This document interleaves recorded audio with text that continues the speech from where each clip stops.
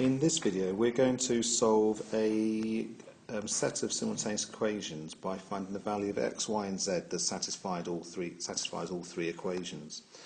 We either have to have the same number of x's or the same number of y's or the same number of z's in each equation. I would choose to go for z's because making them all equal to 2 would seem to be easiest, but you could choose either x's or y's.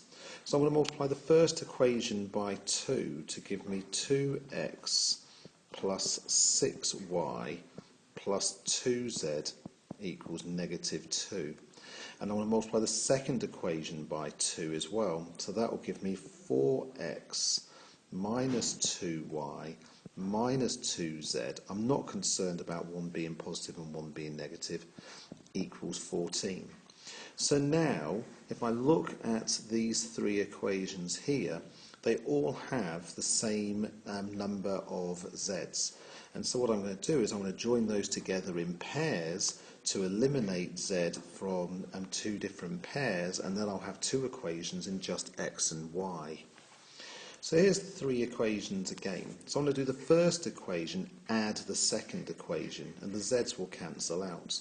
So that's going to give me 6x plus 4y equals 12. That will simplify down to 3x plus 2y equals 6. I'm now going to add the second and third equations together because the z's will cancel again. Equally, I could have done the first equation minus the second equation, but it's nicer to add. So I'm going to do the second equation, add the third equation. That's going to give me 7x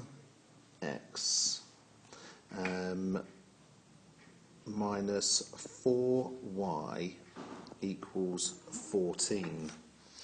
So now I've got my two equations in x and y, I can actually go about solving those equations to get the rest. So what I'm going to do is I'm going to multiply the first equation here by 2. So that's going to give me 6x plus 4y is 12. Now if I add together this equation and this equation, the y's are going to cancel. So that will give me 13x equals 26. So x must equal 2. And that value of x equals 2, I'm now going to substitute into this equation here, which will give me 6 plus 2y equals 6. Well, 6 add nothing is 6. So that's going to tell me that y equals 0.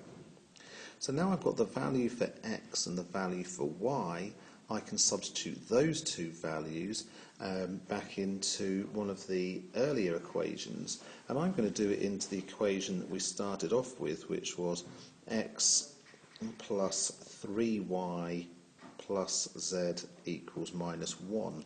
So that's going to become 2 plus nothing plus z equals minus 1, so that implies that z equals minus 3.